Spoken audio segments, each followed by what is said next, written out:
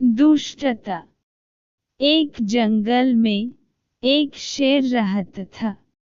वह बूढ़ा हो गया था, इसलिए उसको जानवरों का शिकार करने में परेशानी होती थी। उसने सोचा कि क्यों न चालाकी से जानवरों को यहाँ बुलाकर पकड़ लिया जाए। उसने सब जानवरों को बुलाया और बोला, भाइयों, अब मैं बूढ़ा हो गया हूँ।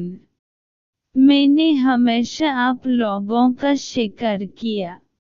अब मैं चाहता हूँ कि मैं सादा जीवन जीऊँ। मैंने तय किया है कि अब मैं जानवरों को नहीं मारूंगा और शाकाहारी हो जाऊंगा।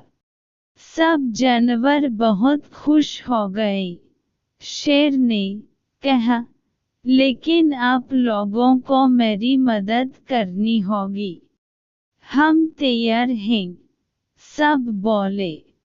शेर ने आगे कहा, देखिए मैं कमजोर हो गया हूँ, इसलिए खाना पकाना मेरे लिए मुश्किल है। मैं चाहता हूँ कि आप में से कोई एक हर रोज मेरे लिए खाना पका कर ले आए। इस तरह मुझे आप जानवरों को मरना नहीं पड़ेगा और मेरा पेट भी भरता रहेगा। जानवर तैयार हो गए। उस दिन के बाद हर रोज एक जानवर खाना लेकर शेर की गुफा में जाता था। शेर खाना लाने वाले जानवरों को पकड़ लेता था और मरकर खा जाता था। इस तरह वह दुष्ट शेर अपन पेट भर लेता था, वह भी बिना मेहनत किए हुए। काफी दिनों तक ऐसा ही चलता रहा। जंगल में जानवर कम होने लगे। तब एक लोमड़ी को लगा कि कुछ गड़बड़ है। उसने बाकी के जानवरों से कहा, आज खाना लेकर मैं जाऊंगी। लोमड़ी शेर की गुफा के बाहर पहुंची।